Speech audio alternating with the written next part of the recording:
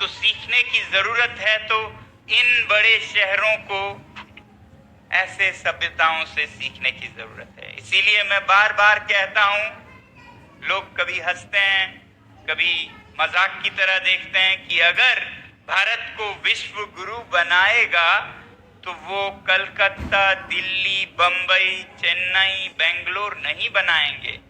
ये तो नकल है उन संस्कृति, उन सभ्यताओं के जिनके कारण पृथ्वी विनाश तक पहुंची है। तो नकल के, जिसे कहते हैं हम डुप्लीकेट संस्कृति, सभ्यताओं से, ज्ञान से, जो हम किसी और से लेके, जो मौलिक भी नहीं है हमारी, उसको लेके हम विश्व के गुरु नहीं बन सकते हैं। बल्कि अगर हम ढूंढें ज्ञान को अपने पहाड़ों में, जंगलों में, ऐसे संस्कृतियों से जिन्होंने सदियों से सीखा है और उस पर चले हैं कि कैसे बिना किसी के हानि किए अपना जीवन संतुष्टि से, सादगी में बिताना है। आज वो ज्ञान भारत से अगर बाहर जाए तो भारत विश्व गुरु बन सकता है।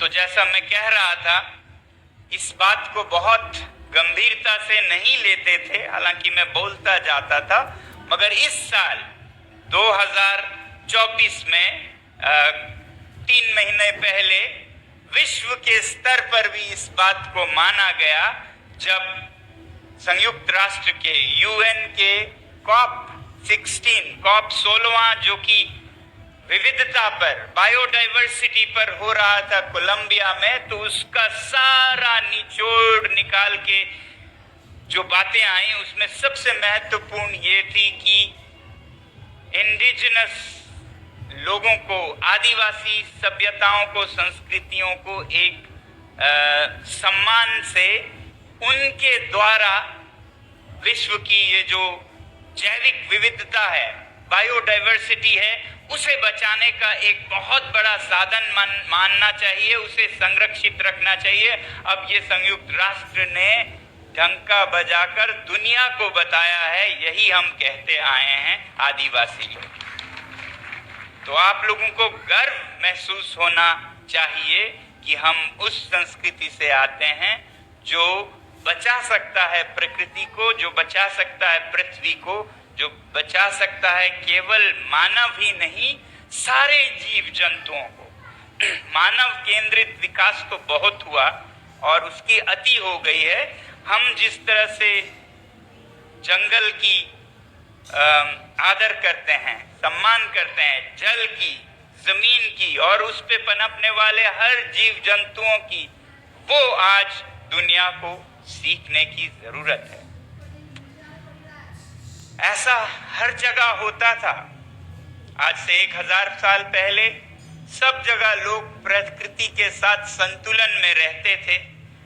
पृथ्वी की सेहत, स्वास्थ्य बहुत अच्छी थी तब।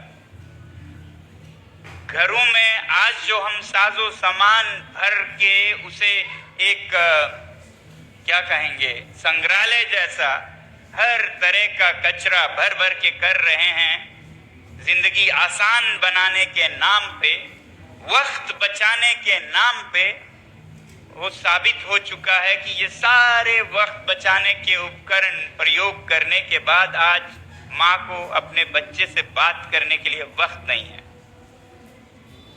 बच्चे को पिता से दिल की बात करने के लिए वक्त नहीं है। वक्त बचाने के इतने मशीनें, इतने साधन, मगर वक्त किसी के पास नहीं है। और इसी दौर में विनाश बहुत हो रहा है, ये हम